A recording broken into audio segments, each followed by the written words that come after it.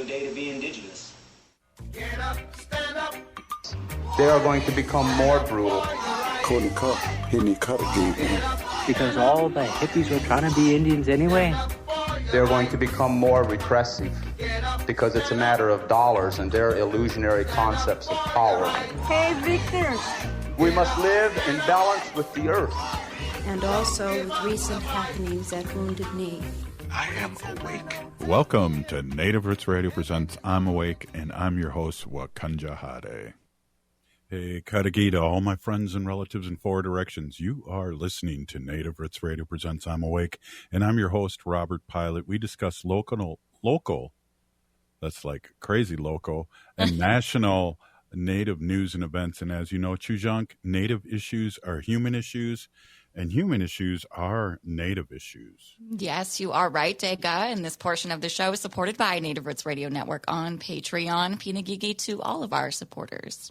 Well, we have one of our favorite guests here, and coming on real quick, there's an event going on that I would like Rachel to talk about. Rachel Thunder, please come aboard here, and good to see you, and always great to hear from you.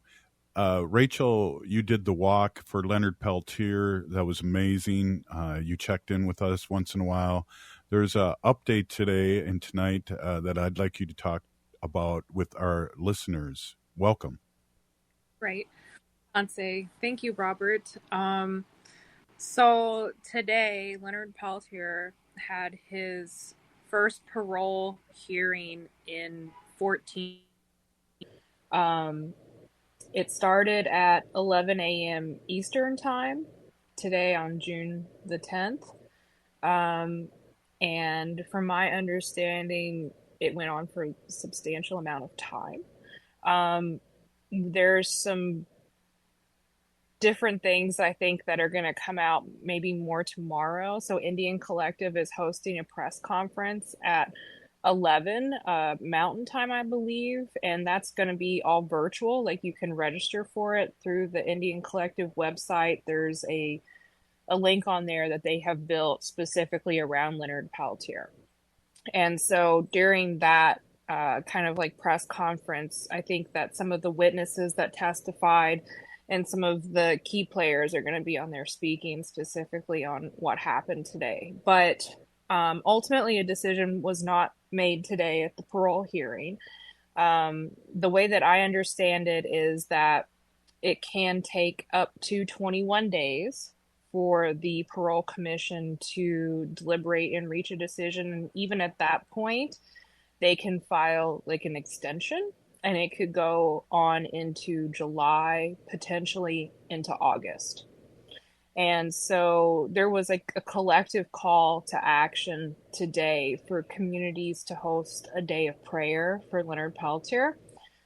So our organization, the Indigenous Protector Movement, we're getting ready to host a community event and prayer led by Jerry Dearly here at 6 p.m. at Cedar Field, just across from Little Earth.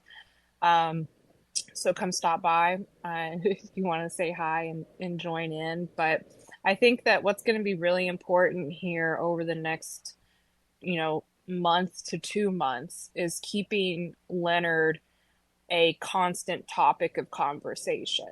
Having shows like yours, Robert, and even non-native shows constantly talking about Leonard, creating that media storm, that media pressure, making sure that he is constantly seen on social media, that he's trending on social media, that news continues to cover him, not just coming up close like on a decision, but that there's that constant pressure. And then there are some action items that people, like steps that people can take. You can write the parole commission on behalf of Leonard. You can send Leonard a message. And I'd be happy to share some of those so you can get them out on your page, Robert. Like yeah. the links to those so that people can write in. But I do believe, and a lot of people believe, that this is Leonard's last chance. Like I said, it has been 14 years since Leonard had a parole hearing. He's 80 years old. He's now walking with a walker. He has lost most of his eyesight due to poor diet, diabetes, and cataracts that he hasn't gotten, surgery for. So there's a lot of health issues going on. He's an elder. And today at this parole commission, what they really want to hear, unfortunately, they want him to say, I'm guilty and I feel bad about it. That's what they wanted to hear today. And so what they were able to hear and how they interpret it is going to be key in these next coming months. Yeah, Rachel, great, all the great work you and your organization has been doing for the past few years about amplifying this. Just to catch everybody up here in the last couple minutes, just give a quick overview for people that might not know that listen to us what the Leonard Peltier Freedom is all about. Right. So for those of you who might not know, Leonard Peltier is the longest held Indigenous political prisoner ever held by the colonial government of the United States. He has been held unjustly this year for 49 years, coming up on 50 years, so nearly half of a century. That's 5 decades. And so he has become a symbol for our people, for Native people, for Indigenous people of resistance, of resilience. And the United States government tried to say, by making an example out of him, this is what happens when you try to resist us, or you try to resist colonization, or you don't do what we say. And so he's kind of long stood as that symbol for a lot of people, for our people. And the way that I feel about it is that as long as Leonard Peltier is held by the United States, that there's a piece of every single one of us as Native people, as Indigenous people of Turtle Island, that they're holding a piece of all of us with Leonard. Right. When you say make an example of it, it came out the last couple of years that FBI agents that work for the FBI use this as a template of new recruits. So there's this language going on in the FBI that points to Leonard's guilt, where we talked about years ago, or a few years ago, about how the murder of George Floyd and the people that accompanied him got 2 years, and Leonard's been in almost 50. Mm-hmm. Yeah. And, this is for a crime that he was never found guilty of, that he is not guilty of. His 2 co-defendants were acquitted and found not guilty on the grounds of self-defense. And then he was later found guilty of aiding and abetting. So if his 2 co-defendants were found not guilty in self-defense, then who was he aiding and abetting? Right? Himself? Can you aid and abet yourself? So his case is littered with evidence tampering, coercion by the FBI. There's quotes, any Indian will do. They were wanting to just have someone take the fall that they could put the blame on and scare the rest of us, quote, Indians, into never resisting again. Right, exactly. So we got a minute left here. Let's talk about what's going on again tonight, and then maybe a little about Indians Collective before you leave us, Rachel. Right. So tonight at 6 p.m., so in 45 minutes, we're going to be all gathering at Cedar Field across from Little Earth for a community prayer led by Jerry Dearly for Leonard Peltier in these next coming months. And for his freedom and for his peace. And tomorrow at 11 Mountain Time, Indian Collective will be hosting a virtual press conference so that you can get all the details and updates on what happened today during Leonard Peltier's parole hearing. Big Pinagigi for coming on. Really understand that you're very busy, and it's really appreciate your information coming from you. Really. Hopefully, I have a meeting right after the show, but hopefully I can come out there. I'll text you to make sure things are still happening. Great work. You and your husband and your family do awesome work. I really appreciate you. Yeah, thank you. It takes a team. We have a team, and I love our team that we're building. We're doing a lot of good things out here in community. So, thanks, Yes, Robert. you are. Right on. That's Rachel Thunder, and we'll be right back with Dr. Stately. You're listening to Native Roots Radio.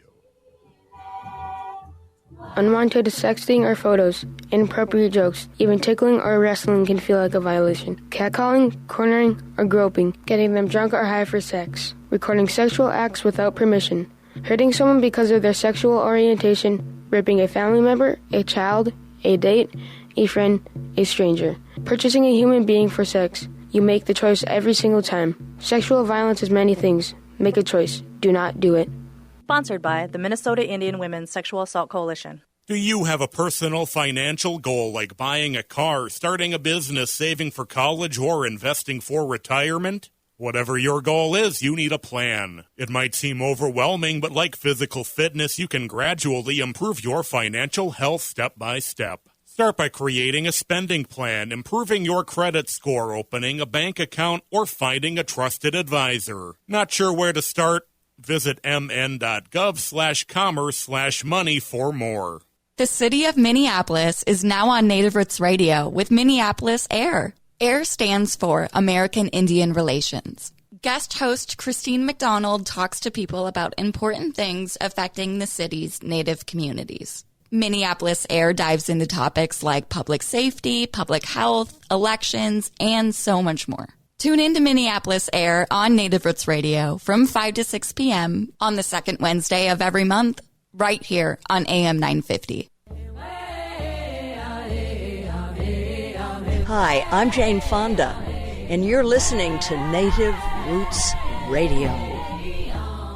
And we're back to Native Roots Radio presents I'm Awake, and this is Robert Pilot. This portion of the show is supported by Native American Community Clinic, or NAC, on Franklin Avenue in Minneapolis, honoring health and tradition.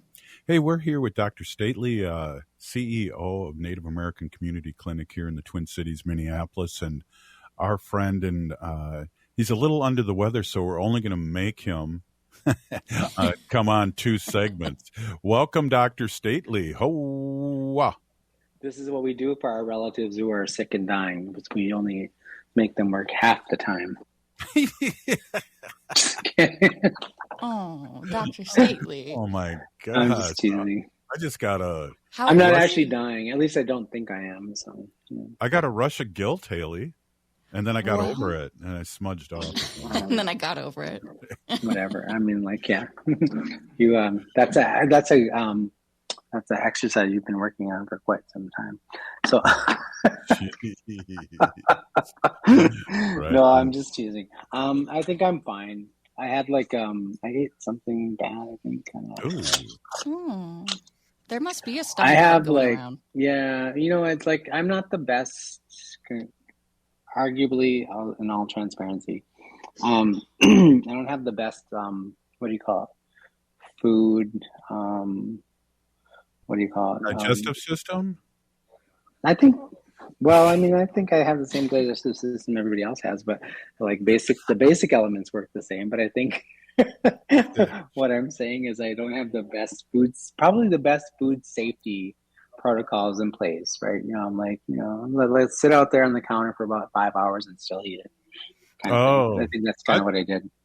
I thought you were talking about sacred beans or something like that, but that makes sense, having the mayo out there too long and on your egg salad. Sacred beans, like not spirits, but those little brown things. Yeah, the magical fruit. The magical, no. I don't have that problem with beans, actually, that some people or elders do. But I did eat I think it was probably, so it was meat and there was some other things, and I think it just stayed out too long. I probably should not have eaten it after I let it sit out for a while. So anyway, lesson learned. Yeah, well, Dr. Stately, we just had Rachel Thunder on, and we were talking about... I caught the end of it. Talking about Leonard Peltier, and today was the first day of his parole hearing. First one in 14 years. It amazes me, but then it doesn't amaze me too. Yeah, it's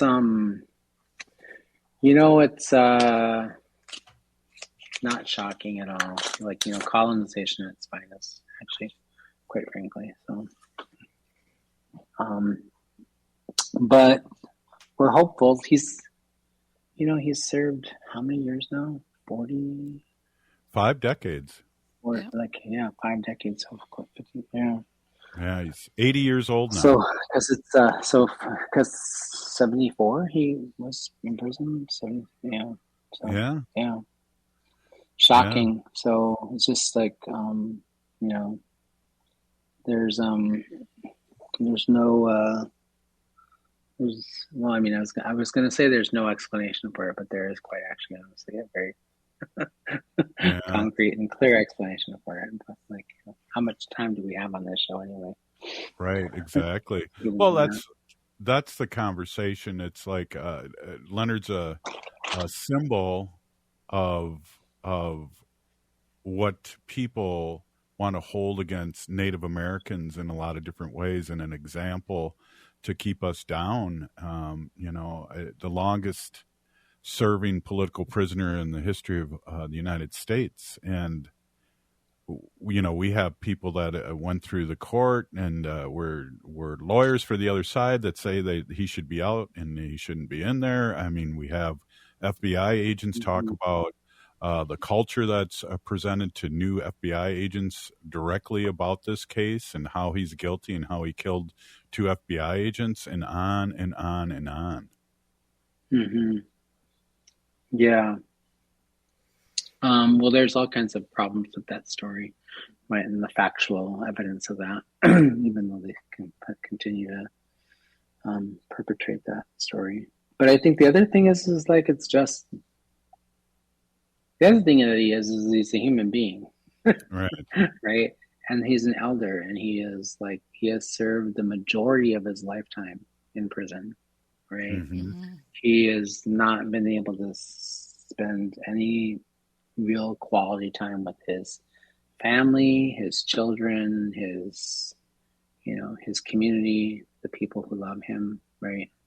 Right. And so, like, I think just even also from a humanistic perspective, it's like, let's talk about the fact that he's a human being and he is more than, more than paid for his, even presumably if he had done what people have accused him of doing or what he's been convicted of, even if that's true, that isn't any different than what a lot of other people have done. In a lot of ways, it's less horrific, and some other people have gotten much less sentences, longer sentences. So he's paid a lot. His health is quite honestly failing. Let him. The idea of letting him out of prison so that, what is the real threat that we're preventing by not allowing him, parole or amnesty? It's like, is the FBI and the federal government worried that he's going to create a uprising of, or his 84-year-old self is going to seek revenge or something? Like, what is the thought process there, other than just to exercise cruelty and send a message to other people, right? Yeah. One that they've made loud and clear over the last several decades anyway, like that Indian people don't matter. Their lives are not important and meaningful. Right. Well, frustrating. Just a quick example where you're talking about on June 15, 2022, Hinckley was fully released from court restrictions. So the guy that shot President Reagan is out running around for 2 years. Mm-hmm. I mean, there you have it. He was, didn't he? I mean, that was so very long ago, but I think he claimed a mental disorder. as his, defined. So has he been treated and found not to be mentally ill anymore and safe to be out in public? Right. Yeah, that's a, he'd be released from psychiatric care is what it's saying here. So he's most people no longer... I don't know. Like I worked in an NGI unit when I was in my not guilty by reason of insanity, when I was my first full internship as a psychologist intern, and those people were held in psychiatric, detention until they were quote unquote sane enough to serve their sentence, and then they served their sentence after they were found to be mentally competent. Yeah. I don't know what the federal requirements are, that they're different than some state requirements. But anyway, the point is that what really is the potential threat and damage at this point, 50 years after he was sentenced, to sort of allow him to be released and go home to his family and the community that loves him, right? He's in very, very poor health from my understanding. So yeah, it's not like he's going to be, right. I can't imagine anything else that's going to happen other than he'll go home and spend his last days with his family. And what are we, as our justice system so inhumane that they can't think about the compassion and the humanity of that man and his family and the people who love him? It's kind of disappointing. Yeah, I was blessed to interview him, and it's a sad situation, and it would be almost like if he was to be released, almost like a Nelson Mandela effect for us natives. I would be so happy. I would make sure that I was there when he ended up at home, and the celebrations for across native Turtle Island would be tremendous. It would be just tremendous. Yeah. Well, and I guess therein lies, I think, probably one of the reasons why they don't want to do it is because they don't want the Indians to get too happy. God forbid. Right. Exactly. We know what happens when Indians get happy. They get really happy. Well, good Lord, don't get too happy. Too full of promise. You might think that you can change the world. Exactly. Hey, we're here with We're here with Dr. Stately of Native American Community Clinic here in the Twin Cities, Minneapolis, and we're having a little somber conversation, but we'll pick it up in the next segment. You're listening to Native Roots, or is it Roots? Native Roots Radio. Thank you. Woo. We'll be right back. Signing up for $1 bus and train rides with the Transit Assistance Program, or TAP, is quick and easy. Do it straight from your computer or phone by uploading one of the pre-approved documents listed at metrotransit.org/TAP along with a copy of your ID. We'll mail you a go-to card with a full year of discounted rides. For questions or translation help, call 612-373-3333. That's 612-373-3333. Minnesota has the only original wolf population in the continental United States. And 80% of Minnesotans believe the wolf should be protected. Howling for Wolves is asking Minnesotans to respect our true wildlife manager, the wolf. Their survival is critical to our ecosystems, our communities, and even our economy. As highly intelligent animals with strong social bonds, Minnesota wolves deserve to be protected and admired. Learn more at howlingforwolves.org. Let's live and let howl. Howl! My name's Michaela. I joined the Army at 17. When I got back from Iraq a few years ago, I became pregnant and ended up homeless. No veteran should ever face homelessness. The U.S. Department of Veterans Affairs is working hard to end veteran homelessness by the end of 2015. VA offers programs to help eligible veterans stay healthy, find a job, and secure or maintain safe, stable housing. With a simple call to 877-424-3838, specialists can connect veterans to the services and support they have earned, regardless of their branch or era of service. My life works now. I got help from VA, and now I'm on a mission to share these resources. VA is here to help. If you or a veteran you know is homeless or at immediate risk of becoming homeless, call 877-424-3838 or chat online at va.gov/homeless.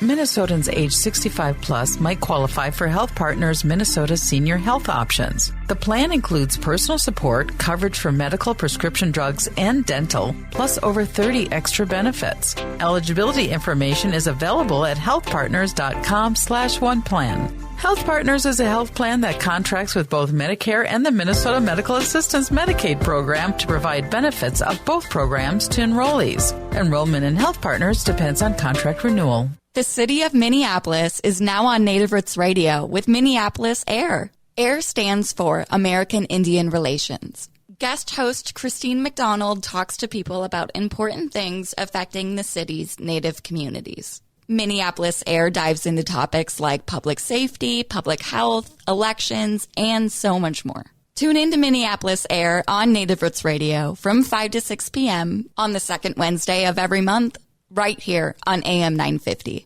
AM 950 KTNF, St. Louis Park, Minneapolis, St. Paul. J&S Bean Factory is a Native-owned, community-supported, cozy, artsy coffee shop which offers roasted on-site beans, live music, and baked goods. Relax in the beautiful outside patio. City Pages writes, voted top 10 coffee shops. Tucked into a quiet corner of St. Paul's Highland Park neighborhood, this coffee shop roasts beans on-site from the best coffee-growing countries in the world. Located at 1518 Randolph Avenue, St. Paul. The good stuff. With a look at your AM 950 weather, I'm Patrick Lilia. Tonight, cloudy with a low of 58, then showers and thunderstorms possible Tuesday with a high of 80. If you're concerned about home or property damage caused by all the spring rain we've had in Minnesota, don't wait to get those problems fixed. Contact Chuck Manette at Native Concrete and Masonry. Visit nativeconcretemasonry.com for more.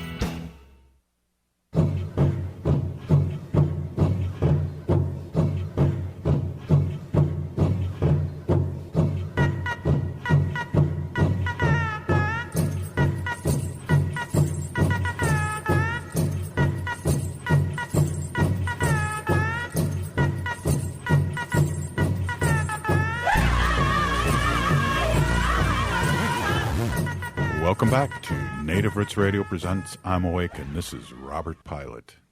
This portion of the show is supported by Native Concrete and Masonry, working with clients to design, perform, create, and accomplish. Check out their work at nativeconcretemasonry.com.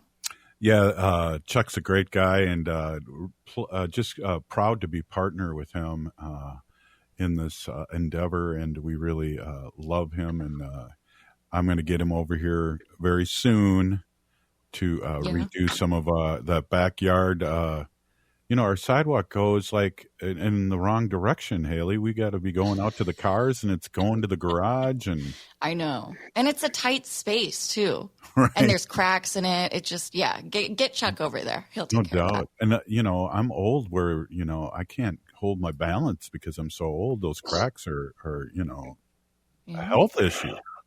Yeah. Why don't you just do what every other Indian does and park your car in the lawn? You can walk straight to it. Well, I don't want to just run over the sage because I hand that out at the fair. Oh, yeah. There's that. I hand that sage out, and we don't sell it at Native Roots Trading Post. We give it away to our friends. Oh, nice. If you buy some. No, I'm just kidding. Yeah. Could be, I guess you could do that. It could be a very sacred car if you did that, though. Yeah. Well, I just came up with a name for my new car. Your war Remember pony. We were talking about that, Digga? Your my war pony. Yeah. Yeah. What is what it? did you get? It's a 2022, and it's white, so it's the young white buffalo. Oh, I see what you did there. Very sacred. Yeah. Very sacred, yeah. That is very sacred. Right. Well, all I've got is this little Camry here that gets 36 miles a gallon, and thank goodness, because I have to go into Wisconsin and Illinois at times. Yeah. Good on gas. We got to get those hybrids, what Bob Blake always talks about. Yeah. Those. I'm looking, but you know, we have a balance act. Yeah. Are you having them on this week? There's a big webinar for people to attend. It's open to the public on a Wednesday to learn about all the tax credits and all of the incentives, financial incentives to go green and electrify your house and all that stuff. So Yeah, solar panels. I'm sure he knows all about it. Yeah. Yeah, we talk about it all the time. There's a big tax break, and I have seen so many Teslas out there. It's not even funny, and I hate the owner. Is hate a good word on radio? I dislike the owner so much I couldn't stomach to buy one myself. The Teslas? Yeah, I won't buy one. I mean, No. if I buy an electric car, which I probably will the next time I buy a car, in like the next 3 or 4 years, probably. Mm-hmm. It's going to be like a different electric vehicle. People are like all salty, like, well, why are you like, why wouldn't you buy a Tesla? It's like one of the best cars around. I'm like, well, I don't know if I would agree with that necessarily, but it's always on recalls.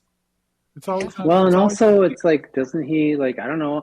Yesterday I was driving to Minneapolis, and like, I was like a couple different times. I had to go to a couple events in Minneapolis yesterday, and I was driving down the road, and like 2 Tesla drivers, not together, but not within, fairly recent experience, like maybe 10 minutes apart, I came across 2 Tesla drivers holding up traffic, like big one right inside Minneapolis, a long line of cars behind this woman. She must have had her auto driver on because she was on her phone, like just typing away. Yeah, I was like, is that so? Does it matter? Can you like still like just text on your phone even if you have autopilot on? Like, the self-driving car, is that what we're up to? Do you remember that movie that came out, and it was on Netflix? And, with Julia Roberts. Yes, and Ethan Hawke, and all these Teslas crashed at the end. Yeah. They were all crashing, and then the next day Tesla had a recall. Do you remember that? That was crazy. Yes, I do. That was a great movie, by the way. I like that movie a lot. That was actually a good movie. Scared the crap out of me. And Bill Clinton, Obama produced that. Mm-hmm. Yeah. And I got a picture with him, he's too. living a good life. Yeah. I got a picture with Obama. We were good friends for 13 seconds.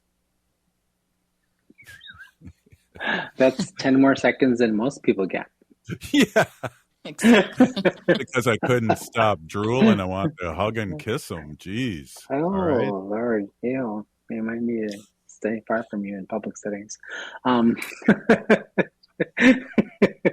Anyway, no, I'll probably buy something like a Polestar. I really like my car before. The car I have now was a Volvo. I had a Volvo for 7 years or 6 years. Mm-hmm. Which they're decent cars, nice cars. There's a song like goes Bougie Indians. Maybe we should play that. I think they're swearing in it. We can't play the Bougie Indian song. Bougie. Oh yeah, I know that one. It's saying yeah. I'm okay with it. I worked hard to get. I worked hard. Paid a lot. I'm still paying student loans back. I'll be paying them back for the rest of my life, probably. Well, I'm still paying several Polestars with that student loan, I'm sure. I'm still paying student loans off too, but I married well. Oh, well, there you go. And speaking of which, I heard that about the Ho Chunk. They're always marrying up those ones. Oh, wow! It's in our blood. Oh, wow. Yeah. I'm serious. But yes, I'll probably I'm really considering giving it lots of consideration and looking at things. I'll probably go to this webinar on Wednesday.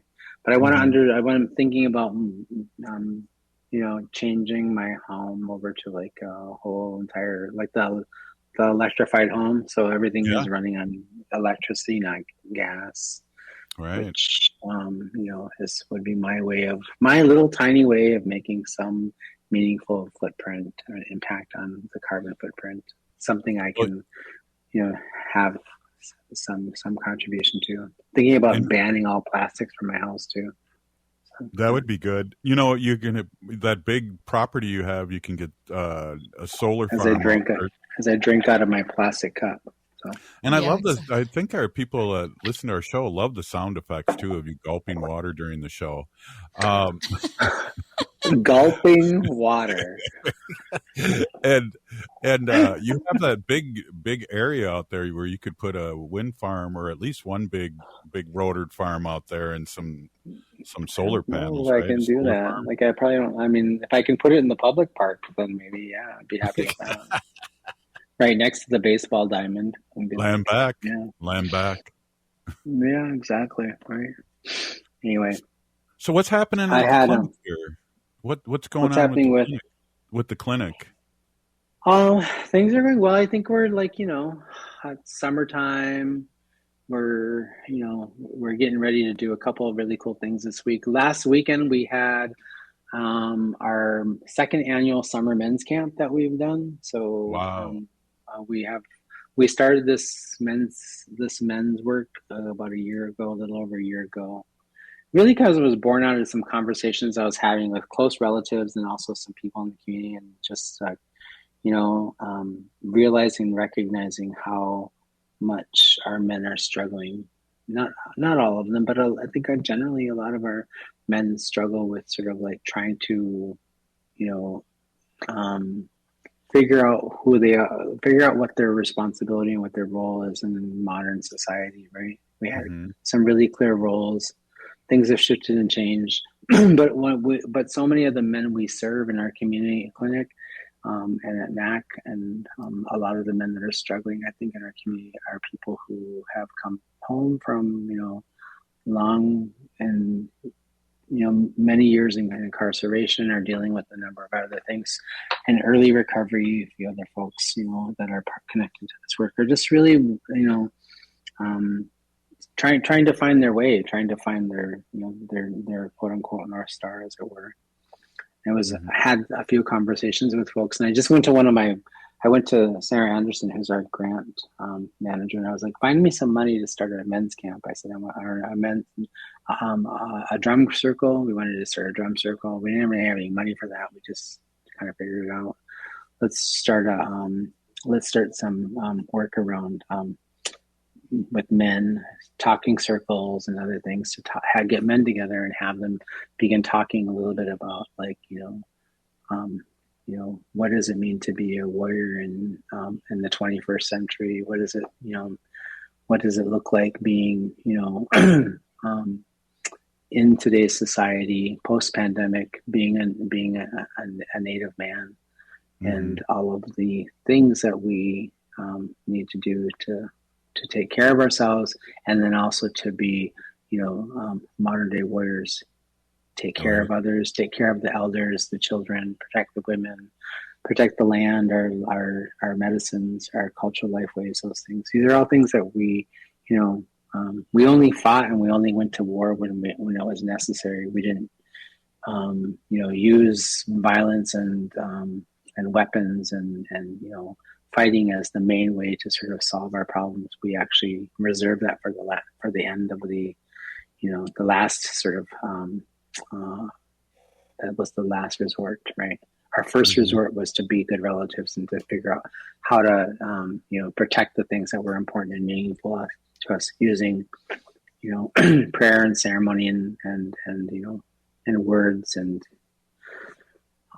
so that this is our second year doing this. And I went to these men this year. They were able to build the lodge. The people we worked with on that to establish that camp allowed us, because we had a good relationship with them. We took good care of the camp, and we did what we said we were going to do, and they allowed us to build a lodge on that camp. And I showed up and sweated with them on Saturday night, and it was probably one of the most beautiful experiences I had. There's just amazing men, good hearts, lovely human beings.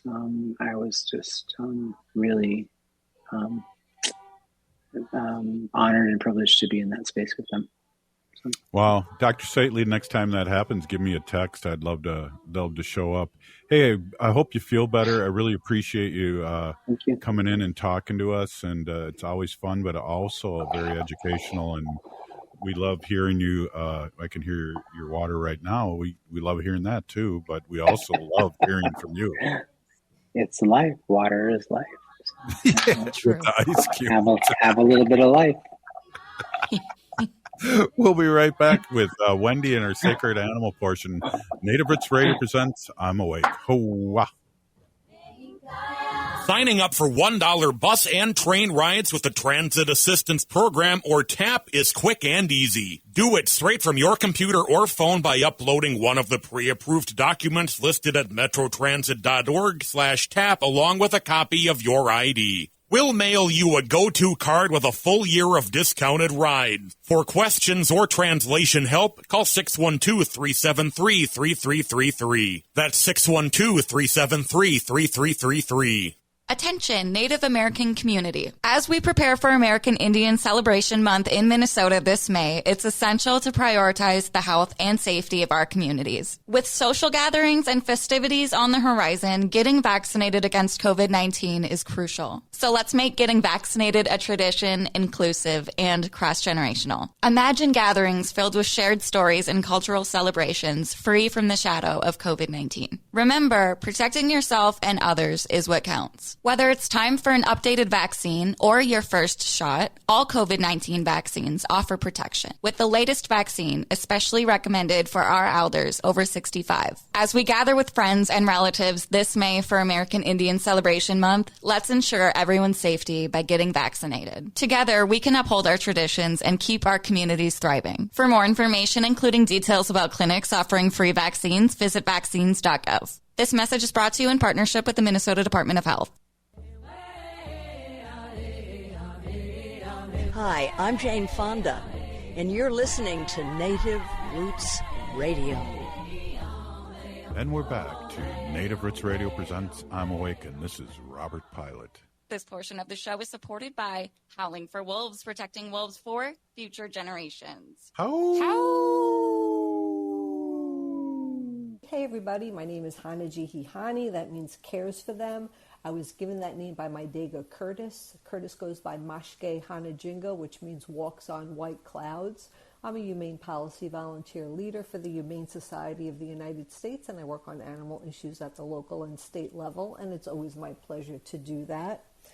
A couple of things here today. I have information from the Secret Squirrel Wildlife Rehabilitation Center. They just happen to be located in Gainesville, Florida. But what I want to say is that there are so many rehabilitation centers right now posting on social media to put water out for the wildlife. It's been so incredibly hot in so many places throughout the United States. And these animals are brought into the rehabilitation center, and all it is that they're dehydrated. They just need water. That's it. So once they're given fluids and water, they're fine. They have no other injuries or illnesses or anything else. They're just thirsty. So they're just asking everyone. This is the post that they put up, Water 911. I've gotten 3 calls this week for wildlife so dehydrated they collapsed in yards. I advised each person to set water down. All 3 animals recovered without needing rehabilitation efforts, so please set water out, shallow bowls up high and low, placed in shade near bushes and trees. This is to help stop predators' attacks. Provide fresh water a minimum of 3 days a week to help wildlife survive this heat and dry weather. Yeah, there's no rain. They can't even find puddles, so they're so thirsty. I've seen posts where someone was giving water to a snake and it was drinking from it, from a bottle, a water bottle. The snake was so thirsty. So everybody's thirsty out there. A little water will do. Robert and I put water out. We change it every day. A couple of different bowls. Some have like pebbles in them so that even insects, flies and whoever else, can land on the rocks and drink the water without falling in and drowning. And then in the larger bowl, I keep a couple of twigs so that if anybody falls in there, they could grab onto the twig and crawl out. And then we have the bird bath that the birds just come and take a drink and bathe themselves. So it's pretty cute and fun to watch them. If your dog is afraid of fireworks, right, today is the day to call your vet, not on July 3rd. I hear this every year that vets get calls on July 3rd. My dog has anxiety and I need medication. So call now. Be aware. Even if your dog isn't, maybe call the vet to see if there's something you could keep in the house. Wanda has separation anxiety, and we give her trazodone. It's a pretty safe medication. Calms her down. Many people use it for sleep and to calm themselves too, and it really works for her. So if your dog is afraid of fireworks, call today. Also keep your pets inside. Keep your pets inside. Even, every year, the statistic is that more dogs go missing on the 4th of July than any other time of the year. The fireworks, the noise, the sound, the sounds, the lights, the chaos just, scares them and they bolt. Even dogs who are like really well trained and are, really well behaved, they get freaked out and they get lost. So keep your dogs and cats and other pets inside. Keep the windows shut. Put some music on. Let them listen to something else, or put the TV on. Put a fan on or an air conditioning, and just let them hang out. Right? Let's see what we have here. Here's a post. It's a picture of bugs, just all bugs. Ants, grasshoppers, spiders, moths, dragonflies, caterpillars, all kinds of bugs. And it said, all your life you've been told these are bugs, but they're not. They're bird food. So no insects. If we have no insects, we have no birds. So stop spraying mosquito spray and stop lawn chemicals. I can't tell you how many times I walk past houses and they have those little signs, those little bitty signs that say, keep your pets and animals off the lawn until this date. It's killing everything. Anyway, they're not bugs, they're bird food. Adopted dogs, I always talk about this. Take 3 days to decompress, 3 weeks to start to know your routine, and 3 months to start to feel at home. So just give them a chance. A lot of people will get a dog or a cat, bring them home from the shelter, and they don't like what they see the first couple of days or even the first week. They freak out, people freak out and bring the pet back, but you really need a chance. The animal really needs a chance. So we've talked so many times about our cat Princess. We got her. She was scared. She was in my closet. I put a little bed in there for her, but she stayed in there for 3 months. She never even came out. She came out when we were not around, so she would use the kitty litter and eat and drink and whatever. But Robert really did a great job in working with her to kind of lure her out and show her that, it's okay, you're safe here. And she used to peek around the corner and watch us play with our other pets, play with the dogs and talk to the dogs. And I think she just watched and eventually knew, like, okay, these people are okay. Well, I could come out. I just saw a post about an albatross.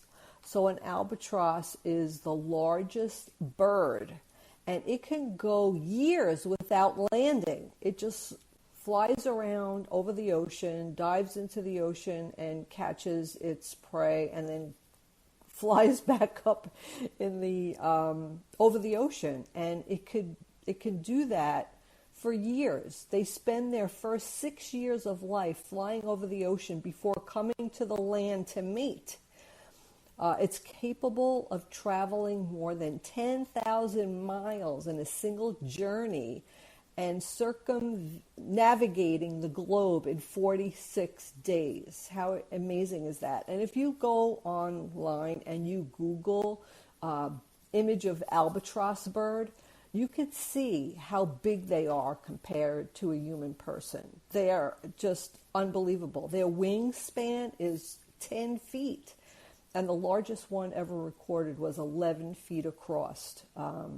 So that's a pretty amazing animal.